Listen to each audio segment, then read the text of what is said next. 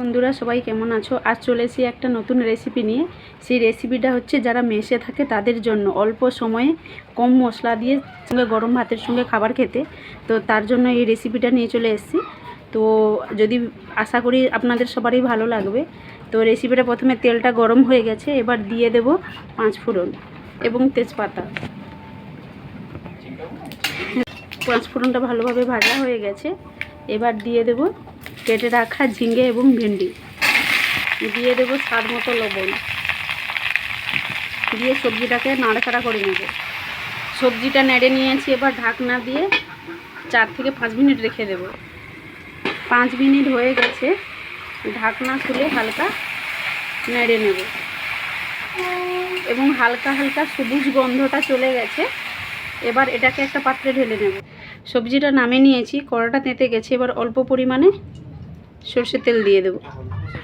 তেল গরম হয়ে গেছে, এবার দিয়ে দেব রসুন কুচি। রসুনটা ভাজা হয়ে গেছে, এবার দিয়ে দেব পেঁয়াজ কুচি, দিয়ে লাল লাল করে ভেজে নেব। লাল লাল করে ভাজা হয়ে গেছে, এবার আগে থেকে যে ঝিঙে এবং ভেন্ডিটা সমড়ে রেখেছিলাম ওটাকে দিয়ে দেব। দিয়ে সবজিটাকে ভালো করে ভেজে নেব পেঁয়াজ রসুনের সাথে। গরমে যারা আলুটা অতটা পছন্দ করে না তারা এইভাবে সবজিটা বানিয়ে খাবে, আশা করি ভালো লাগবে। সবজিটা 4 মিনিট মতো ভেজে নিয়েছি। এবার পরিমাণ মতো হলুদ এবং ঝাল লঙ্কা গুঁড়ো এবং কাশ্মীরি লঙ্কা গুঁড়োই দিয়ে দেবো। দিয়ে সবজিটাকে আরও কিছুক্ষণ কষে নেব। 3 থেকে 4 মিনিট কষানো হয়ে গেছে, এবার এতে দিয়ে দেব জিরে এবং ধনে ভেজে গুঁড়ো করে নিয়েছিলাম, সেটা অল্প পরিমাণে দিয়ে দেবো। দিয়ে সবজিটাকে আরও কিছুক্ষণ কষিয়ে নেব। অল্প জল দিয়ে আরও কিছুক্ষণ কষিয়ে নেব। হাই ফ্লেমে 3 মিনিট কষিয়ে নিয়েছি এবং লো ফ্লেমে আরও 3 মিনিট কষিয়ে নেব।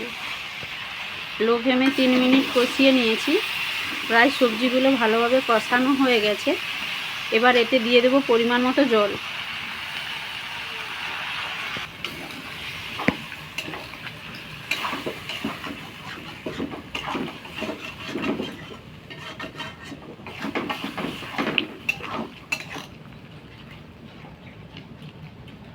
ঢাকনা দিয়ে আর কিছুক্ষণ ঢাকিয়ে ফুটিয়ে নেব।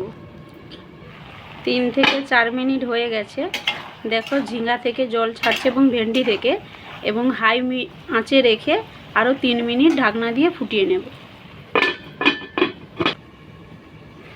3 মিনিট হয়ে গেছে, সবজি প্রায় রান্না কমপ্লিট। এবার একটা পাত্রে ঢেলে নেব। পাত্রে ঢেলে নিয়েছি।